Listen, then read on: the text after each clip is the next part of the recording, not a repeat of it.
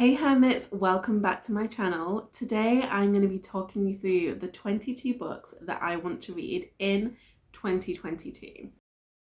Now, I've tried to mix this up in multiple ways this year. So we have some physical books, we have some Kindle books, we have some audio books, but we also have a mix of genres. So we've got some classics, we've got some graphic novels, we've got some romance, we've got some what else have we got? We've got some non-fiction, we've got some short stories. All in all, I think it's a really good blend that is going to offer me something to read no matter what kind of mood I'm in. And I am quite a mood reader, so I think it's going to work.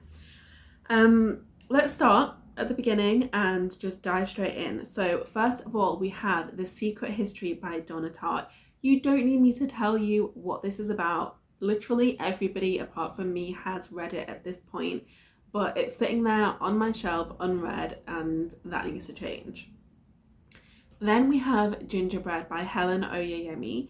So I read one of her books this year, White is for Witching, and quite intensely disliked the story, but really loved the writing style. So I definitely want to read more of her work. And I believe Gingerbread is a retelling of Hansel and Gretel. So I'm definitely excited to give that one a go. Next we have Life After Life by Kate Atkinson. This came out quite a few years ago. It was very popular at the time. But I just haven't got to it yet, but it does sound very much like me. It's been sitting on my shelves for years and years now, and I just need to get it done. Then we have Reputation by Lex Croucher, and this book is described as a combination of Bridgerton and Mean Girls, which just sounds delicious, so it is on the list. Then we have A Dowry of Blood by, is it S.T. Gibson? Sorry, I've got it in like little photos in my reading journal and the name's a little bit blurry. I think it's S.T. Gibson. So this is a retelling of the Brides of Dracula story. And I have heard that it's quite hard hitting, it's quite emotional, but I love anything a bit vampire-y, so of course it's making the list. Then we have Felix Ever After by Case and Calendar. So this is a coming of age story about a trans boy, and I've heard so many stunning things. I've seen many people cry over this book on YouTube, so I just think it's something that I need to experience for myself too. Then we have Yes Please by Amy Poehler. I love a memoir, particularly love memoirs written by comedians, and I've had hers on my shelf for such a long time. I think I've actually read the first couple of chapters once or twice and always really enjoyed it before getting distracted by something else.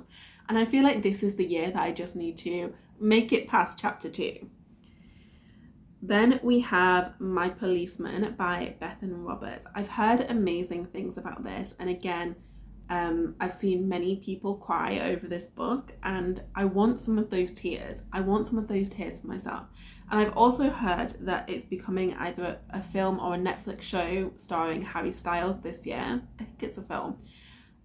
So I feel like it's about to get super popular, and people are going to be wanting to read it before the film comes out. So I'm sure we're about to see everybody who hasn't read it already pick it up this year. Then we have The Sleep Revolution by Arianna Huffington. I have been doing battle with insomnia for many, many years. So anything that can help with that is welcomed. So I'm definitely going to be reading and taking notes on this book, because if it can help me sleep, it will save my life, and I would be very much grateful for that. Then we have The Silent Patient by Alex Michaelides. I read The Maidens this year and it was a fun time. Was it the best book ever? No. But it gave me a few days of entertainment, and I have had people say that The Silent Patient is exceptional in comparison. So, I mean, I have expectations now. Then we have The Dangers of Smoking in Bed by Mariana Enriquez. So this is a collection of short stories. I believe they are horror stories translated from Spanish. The author is Argentinian, I think. But the cover is stunning. The synopsis that I've heard elsewhere is stunning. It was very much sold to me by Books with Chloe, so we will see, and we will blame her if it's not good. Then we have Mansfield Park by Jane Austen. So I have read all of the other Austen books. This is the only one that I haven't read. I am actually rereading all of them as part of a read-along this year. But this is the main one that I really want to get to, just because I haven't experienced it, and I've also never seen a dramatization. So I want to tick that off the list and feel complete on that front. Then we have Malibu Rising by Taylor Jenkins Reid. So I had quite the Taylor Jenkins Reid year last year. I read, oh my God, what is that book?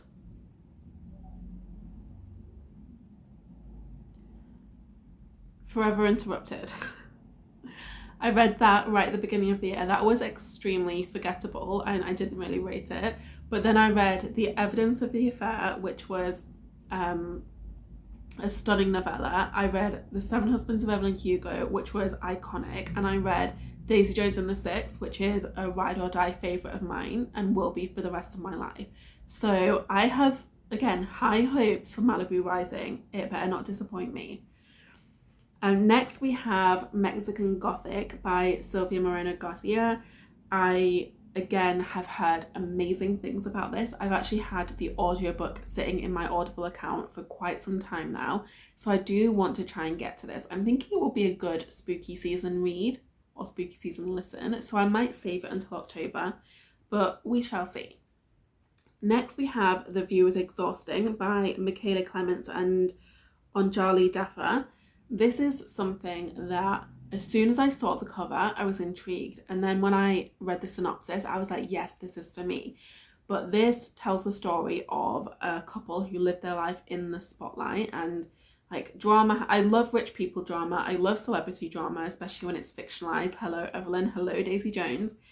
And I just feel like this is going to be a similar sort of vibe. And I am here for it. I am here for it. Then we have Heartstopper Volume 1 by Alice Oseman. And this is something that everybody on BookTube has been banging on about for the longest time, and I've never read a single page of it. Now, I have had quite a, let's say, contentious relationship with graphic novels. I found it really difficult to find any that I actually like. But last year I did read a few that were quite lovely. So I'm thinking maybe I'm just open to it a little bit more now. So Heartstopper is going to happen this year, and we'll see if I'm a convert. Then we have Slice of Cherry by Dia Reeves, which I believe is like a slightly fantastical thriller, but it has been sitting on my bookshelves for years and years and years and years. And I've never wanted to throw it away because there's just something about it that I want to read. But I haven't got to it yet, and I need that to change. A few of these books are things that I've sort of been holding on to for quite a long time, and the reason that they've made this list is so that I actually get to them this year. So Slice of Cherry, looking forward to it. It Ends With Us by Colleen Hoover is the next book on the list, and like, again, Colleen Hoover was very new to me last year. I read how many of her books did I read last year? I read 4 of her books last year and definitely had some mixed thoughts, but definitely found a new favourite of all time within that selection. It Ends With Us is without a doubt probably one of the most spoken about. It's probably one of the most popular. I've heard most people rave about this book, with a few outliers, a few people saying that it's absolute trash. But because it is the most talked about, I do want to give it a go. I want to try it out and see what I think. Then we have Aphrodite by Isabel Allende. So I love Isabel Allende books, and this one's actually a non-fiction. She actually usually writes novels, and I've loved everything that I've read by her so far. This one is going to be just something a little bit different. I believe it is all about the relationship between food and sexuality, which seems like an interesting concept to be explored. And yeah, I'm looking forward to giving that one a go. It's not a book that I've seen in many places. I came across it in a charity shop, and even as a die-hard Allende fan, I'd never seen it anywhere. I'd never seen it on like the inner pages of her other books. I'd never seen it anywhere. And so I snapped it up. Definitely going to be reading it. The first line is iconic, and I'm really looking forward to getting past that first line in 2022. Then we have Bunny by Mona Awad. Again, this is something that has taken BookTube by storm. Everybody has talked about this book for the most part, and I want to give it a go. I've had it sitting on my Kindle for quite a while, and I've just avoided going there. I think partially because I've heard that it has an ambiguous ending, and that's typically not my cup of tea. Like, I like things to feel concluded, but I have heard some such stunning reviews from people that I do really like and trust. So I'm gonna put my trust in them and give it a go. Then we have The American Boy by Andrew Taylor. Now, again, this is a book that I've owned for many, many years. I've avoided throwing out, but haven't actually felt compelled to read. This is the year that has to change. So this is a historical fiction. It is a murder mystery featuring a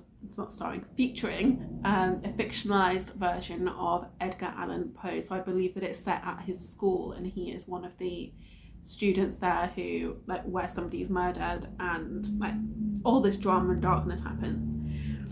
But every time I read the back of it, I think, no, I need to keep this because it sounds so good, and yet I never get to it. Then last but not least, we have The Count of Monte Cristo by Alexander Dumas. This is a big bitch. Like, this is a long book. We're talking around 1,000 pages. I think it's actually more than 1,000 pages. So of course it does terrify me, but I'm up for the challenge. And I'm convinced that if I keep telling myself I'm up for the challenge, I will be less terrified and I will actually read it. So those are the 22 books that I want to get to in 2022. I would love to hear from you in the comments. If you have read any of these, let me know what you think. Obviously, no spoilers, but give me like your highlights of the books on this list that you have read so that I know where to put my energy and attention first. If you don't want to miss any future updates where I'll be sharing my thoughts on these books as I read them, make sure you hit that subscribe button and tap the little bell so you get the notification and all that jazz. But without further ado, I'm going to go and probably get reading because I've got quite a lot to get through. So have a fabulous rest of the day, and I will see you next time.